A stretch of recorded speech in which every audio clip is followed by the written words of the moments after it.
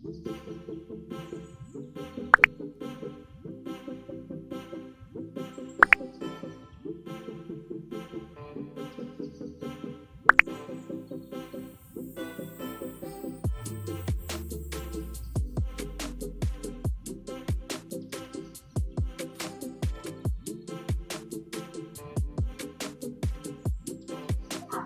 what's up mga kagrasya? Welcome back to my channel.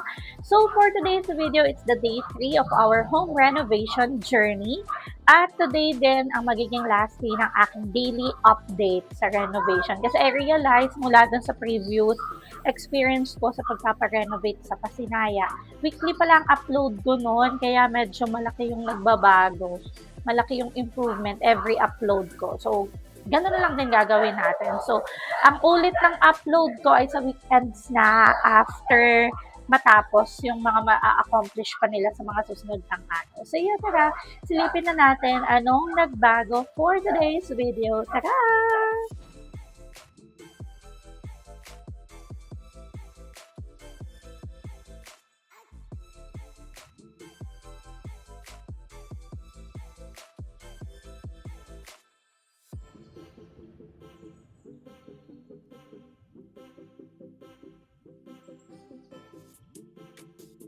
Hi guys! So, dumating na ang aking parcel. Tada! Ito ay ilaw. Panlagay dun sa labas. Ano ba yung baby? Panlagay ito sa labas. So, solar light siya. So, titingnan natin kung okay. What are you doing? Tada! Let's unbox it! Boga lang to guys. Ano lang, nasa 200 plus per piece. So, tatlo yung in-order ko. Kasi, tatlo yung poste na gagamitin sa labas. Dun sa may gate. Tada! So, tingnan natin kung okay siya. Walang basag, ganon. Then, mamaya lalagay ko muna sa likod para makita natin kung iilaw or not. So, ganito itsura niya.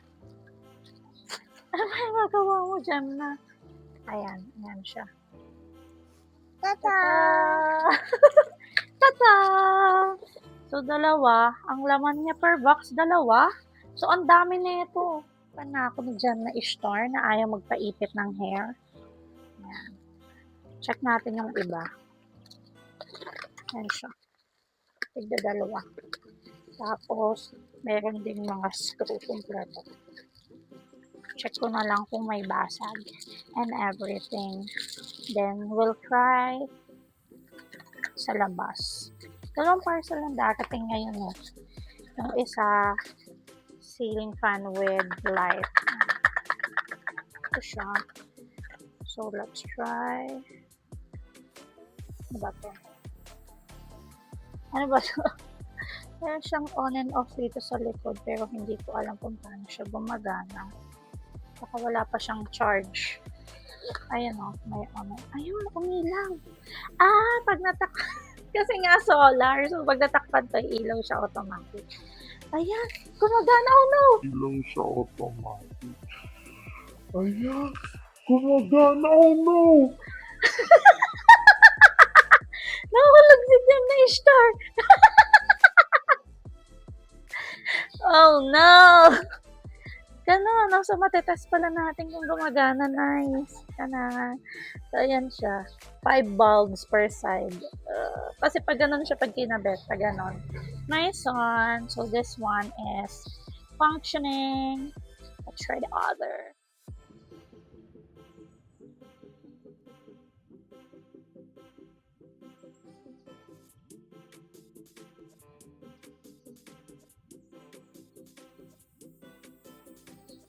Okay lahat! Yay! Lalagay ko ang link dito sa description box below. Check nyo na rin. Hi guys! So, dumating na yung another parcel. Tada! Ito yung electric fan. Ilaw na may electric fan para sa garage pag nagawa na. So, ayan. Dumating siya, butas na. So, let's see kung okay yung laman nito. Let's check. Baka naman masira lang sa scotch tape. Ano? Tara. So, ito ay 629 pesos. So, pag maganda ang quality nito, balak ko maglalagay din ako nito sa mga kwarto.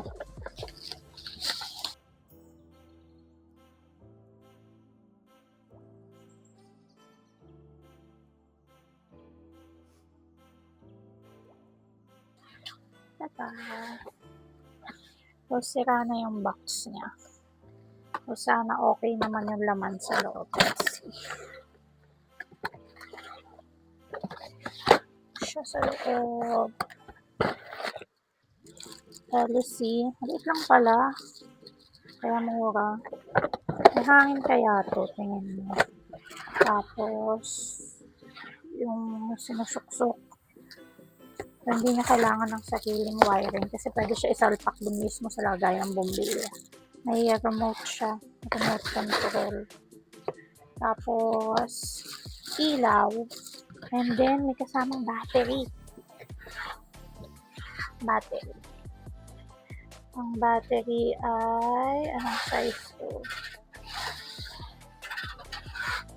Ano kalagay na size? Basta yan siya. Hindi ko alam kung para saan yung baka para sa remote. Para sa remote siguro. Oo nga, para sa remote. So, yan. Try ko i-assemble para makita ninyo.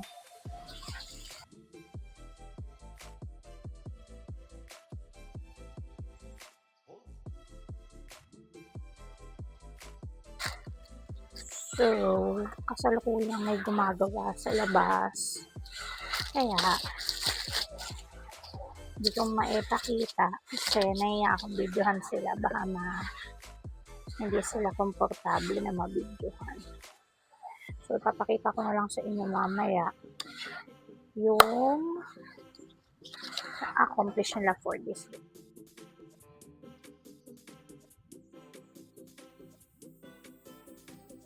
Ganyan siya, ang ganda, no? Hindi ko matry, hindi ko kasi abot. Ayan, no, taas ng lagay ng ilaw. So, hindi ko siya matry. Pero, let's see, saan ko siya pwede i-try. Mamaya papatulong tayo sa asawa ko. So, try natin ito dun sa labas. Kabit natin. Sige. Pero siya, guys. Wooden. Cute, diba? Kasi ang gusto kong ma-achieve na motif ngayon sa bahay. Dahil dun sa pasinaya, gusto ko may wood accent. Kasi, ang nakaka-fresh siya sa mata. So, yeah. Tignan natin kung ano natin. So, itong ilaw, naka-switch. Tapos, yung electric fan niya, gagamitan mo ng remote. Based dun sa nabasa kong mga reviews. Ito ay, anong basa dito? GDTech. Lalagay ko na lang din ulit yung comment, yung link sa description box below. Para kung trip nyo rin, check out na. See you later. Papakita ko sa inyo ang update. Bye!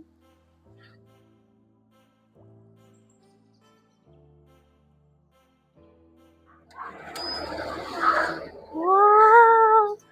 I see my Disney princess and my papa!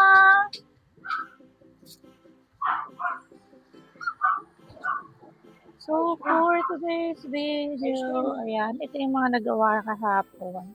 Parang dinagdagan nila ng semento. Then, ito na yung nagawa ngayong araw. So, both sides may nakaabang na poste.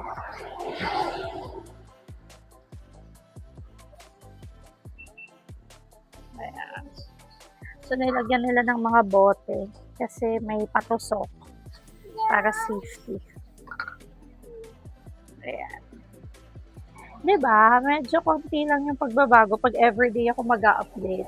That's why I realized to make it weekly update na lang. Paki-update na lang. Ayan, ganyan sila, oh. Takot, diyan na. Takot? Takot yarn. Kagigising lang yung Disney princess na yan. Ayan. So, wala namang masyado nagbago. Both sides lang may ano na, may abang na for poste. Eh, mamayang gabi na ako nagdidilig ngayon kasi nandun sa kabila yung ano, mga halaman. Pag nagdilig ako ng kainitan, baka mamatay lang lalo. So, yeah. So, that's basically it for today's video, guys. So, see you on my next vlog, probably sa weekend. Bye! Thank you for watching. Don't forget to click like, comment, and then subscribe to my YouTube channel. Bye!